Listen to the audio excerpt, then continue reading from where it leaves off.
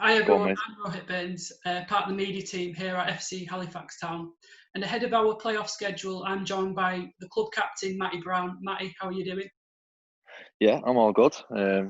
We've just come back to training now, so we're all the lads are quite buzzing. So the excitement starts now, really, for the countdown to the playoffs.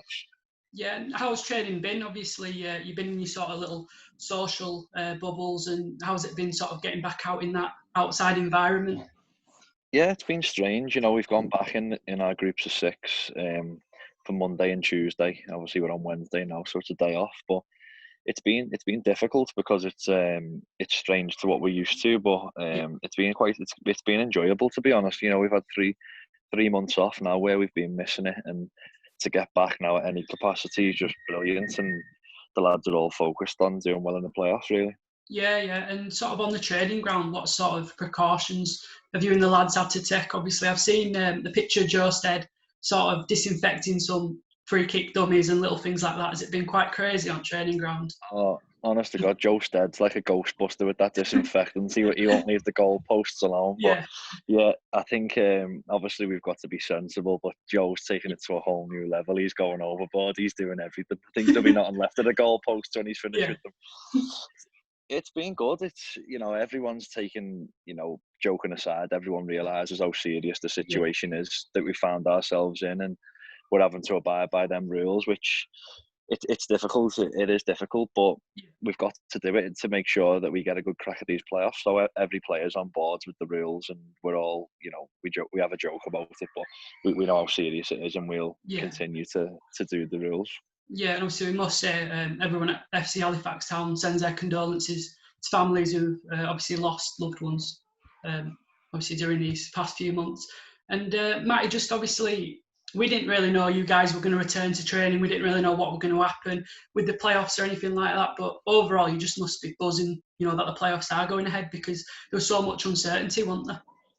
Definitely, yeah. No, personally, if you'd have asked me, if we'd have had this conversation a couple of months ago, I'd have said no Yeah, chance would they ever got going again. So fair play to everyone involved who's managed to get them, the playoffs going, because it would have been unfair if the season wasn't to be continued, but you'd have had to have accepted it because of how serious the situation is. yeah, But definitely. the situation we've now found ourselves in now, where everyone in the squad's passed the test, and then we're back in, and we've got regular testing, so the safety precautions are in place. So which is full credit to the chairman, really, because he's put his money where his mouth is, really, and Yeah, he's enabled this to be doable for the whole team. So we're thankful for that, but we've just got to get our heads around the fact that it's different circumstances to what we're used to. But yeah. nevertheless, our ultimate goal is to get promoted at the end of it, so we'll do whatever it needs.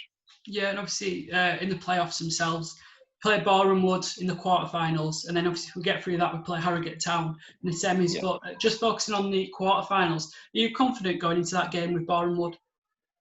yeah. I think I done an interview yesterday with Tom Scargill from the Courier, and I was talking similar to him. I said, obviously, confidence. You've got to have confidence in yourself and your teammates, but I'm not at this early stage. This might seem like a bit of a surprise. I'm not really concerned about Bournemouth at this moment in Yeah, time. It's the game's over a month away. I think if you start focusing on Bournemouth too early, you'll end up becoming obsessed, and that's yeah, something we don't want to do. The first couple of weeks, I think it's important for the lads to just get mentally around the fact that they're yeah, back in training and get that buzz going again. And then I'm sure when we're in that 3 week zone up to the game, I'm sure the gaffer will get us right on point with Boreham Wood. But at this moment in time, it's we've come into this situation as underdogs, and we're enjoying being back. And yeah. I'm sure as the weeks progress, we'll start focusing on Boreham Wood more.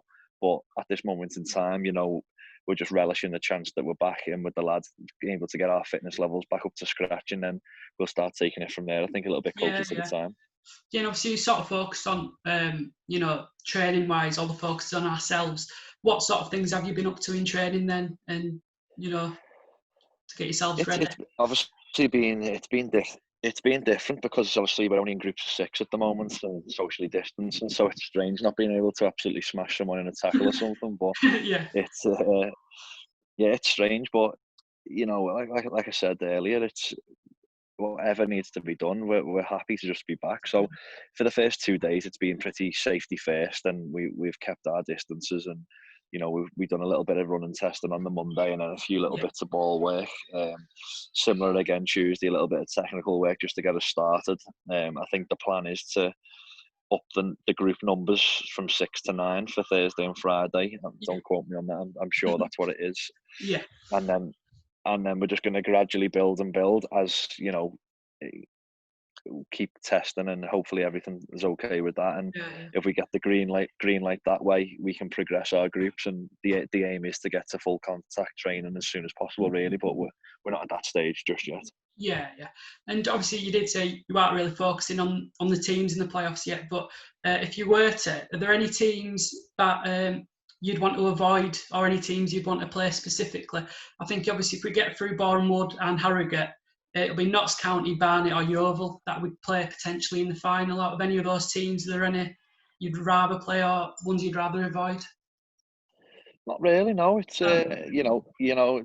during a normal season without COVID interfering with it, I think the playoffs become a lottery anyway. It's a knockout game, and I think especially now with having 3 months off up until the playoffs, it becomes even more of a lottery because you don't know who's going to come back in form. You don't know, so I think it's an even more 11 player field than what it would be normally. So it literally is a lottery. So I think each team's different in the playoffs. They all possess their own threats and have their own strengths and weaknesses. So, these teams that have made the playoffs have been up there in the top 7 best teams throughout the season. So the good teams, let's have it right. Every single team in the playoffs is a good team. Yeah, different strengths and weaknesses, but in their own right, they've all got credentials of being a really good playoff contender. So there's no one who I'd want to play or no one who I'd rather avoid. We've just got to get on with the cards that we've been dealt, and we're not looking past Boreham Wood just yet. We're fully aware it's going to be a really tough game. We're going to their place. Let's have it right. They're going to be favourites for the game, but that doesn't take anything away from us. We're bang up for it, and we know what needs to be done. Yeah.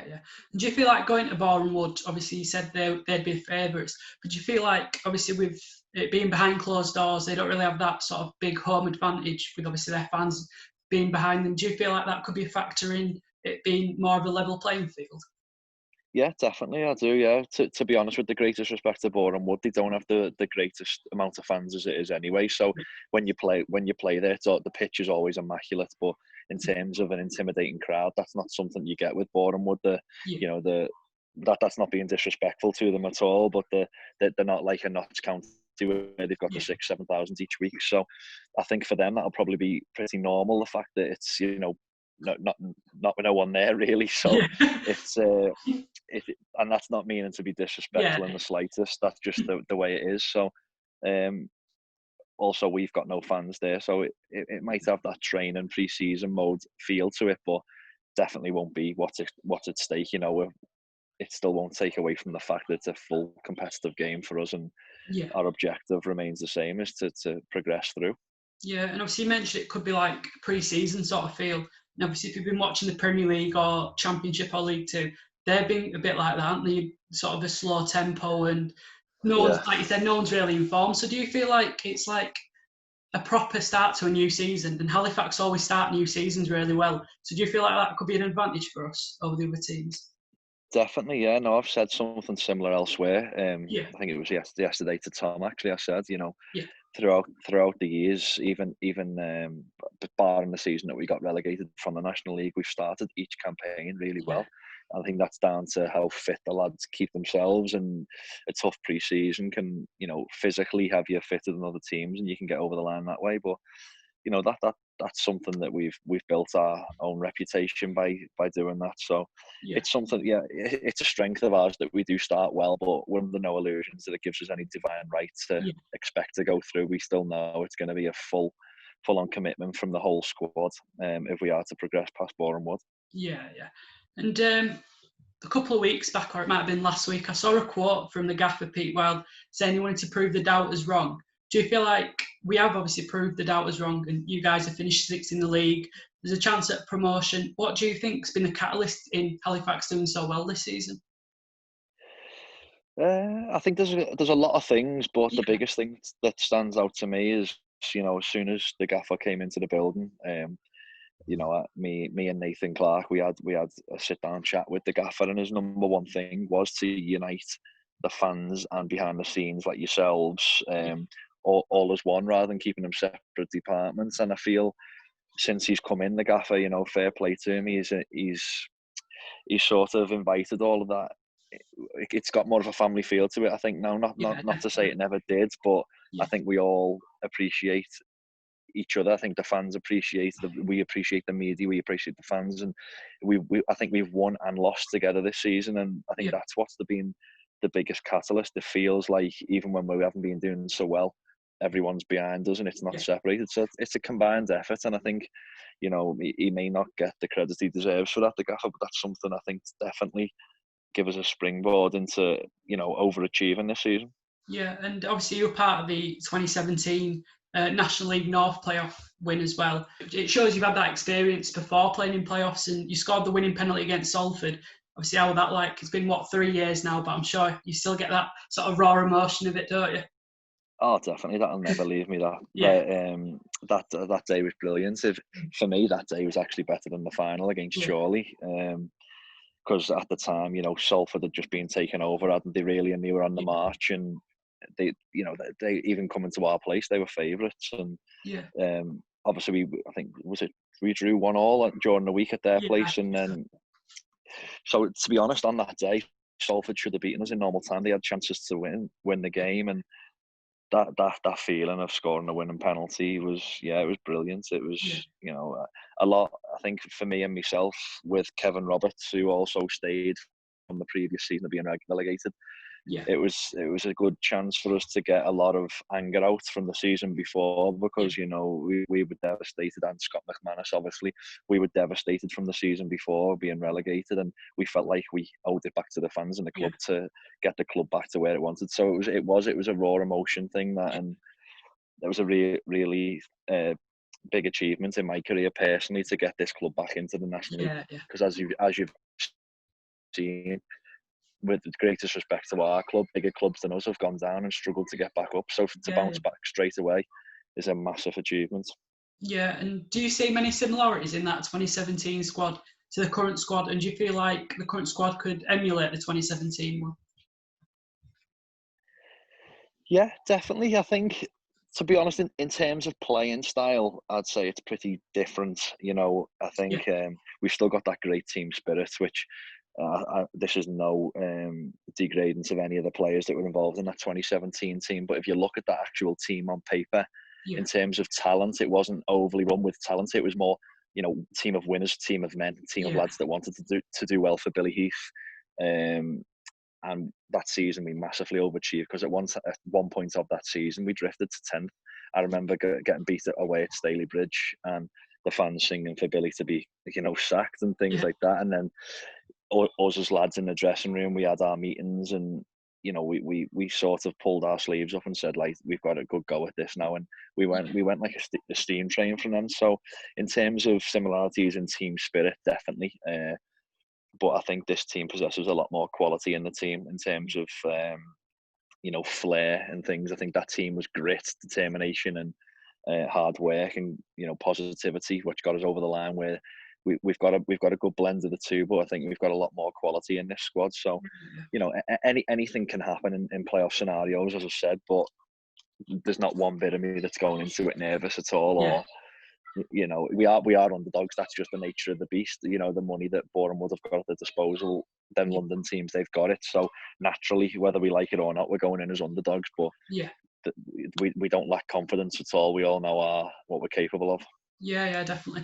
And obviously, you spoke about the quality in the current squad. Do you feel like we've lost a little bit of quality with Devante Rodney leaving? Do you feel like we've lost that little bit of quality? Yeah, we have. I'm not one to lie or hide behind things. We definitely have. Yeah, there's no doubt about that. But let's not make any mistake. You know, we've still got 3 top quality strikers at the club, within Toby, Jack Redshaw, and Jamie Allen if need be. And to be honest, we have lost quality in Devante, because he's a top player and a top lad, and we wish him all the best. But in terms of it weakening us, I don't think it weakens us. No, obviously it's a blow. because he gives us another dimension. But if you look at the start of the season, when we first hit the top of the league, it was Toby up front on his own, and he's done a marvellous job. So, if the gaffer was to say to me, Toby's up front, I would have no hesitation in being confident of that. So, to me, we've got great options at the club. We're lucky to have the options that we've got, and whatever team the gaffer selects, I'd be confident in, because we've got good quality without the squad. Yeah, obviously you've been here for, is it 5 years now? You've been at Halifax, haven't you, since 2015? 5 years yesterday, yeah. Oh, was it? Yes, 5 years yesterday. Yeah. Decent, yeah. So how would it feel to be a Halifax Town player in League Two next season? Obviously, if we get there, of course. Yeah, no, it'd be absolutely magnificent achievement. That's, at the moment, that's only something we're dreaming of. It's we're not getting ahead of ourselves and thinking we're already in League Two, because we know the uphill task it's going to be. We're aware it's a level playing field, and we're fully capable of it, but by no means are we expecting to get there. But it would be an absolute massive achievement, and it's something that's definitely driving us all on anyway. Yeah, and is it something you thought, sort of, when you joined the club initially, obviously got relegated, came back up and things like that, did you feel like one day you could obviously get this big chance of fighting to go into the Football League? Yeah, that's why I signed for Halifax. I remember speaking my first conversation with Neil Aspin in Birch Services. Even though me and Neil didn't have the greatest working relationship, when we first met, that was what was sold to me. I was fully aware of the size of Halifax as a club, through playing there with Chester, and I've experienced the fans and how big it was. That didn't need selling to me. I was aware, obviously, it was in the league. I've got a good football knowledge anyway, so I knew Halifax were always in League Two. So yeah, that was sold to me straight away, and that was partly the reason why I came. And obviously, forming a good relationship with David Bosdenworth, the chairman, over the years, that's been something we've always spoke about, is getting the club back into the league. And he's tried his best, and hopefully this year we can put that into play. But we know it's a tough task, but what an opportunity we've got to go and do that. Yeah, definitely. And just finally, Brownie, obviously the last game we played against Ebbsfleet, you were injured for that game, so you must just be raring to go now, obviously getting back onto the pitch after missing that game, then having this little 3-month break because of obviously COVID-19. You must be just raring to get back on the field. Yeah, definitely. Well, I remember my last game was the Woking defeat at home, which wasn't a good way to go out. And then the Ebbsfleet was the week after, obviously. But yeah, it's been a long time off now, so we're fully recharged, and mentally and physically we're ready to go, because we've all kept each other fit along the off period, and we've come back in good shape and tested well. So we're chomping at the bit to do well for the club, and even though the fans aren't with us in stature, we know they're behind us, and wherever they're watching the game, whether that be on BT Sport or the live app thing that the club are doing, we know that they'll be with us, and that will help us along. So yeah, that's all. Matty, thanks for that, and just good luck in the playoffs, and hopefully the next time the fans get to see you in person, you'll have a National League playoff medal around your neck. No, that'd be brilliant, and by the time that comes, the pubs will be back open, so hopefully we can all have a pint together. Yeah.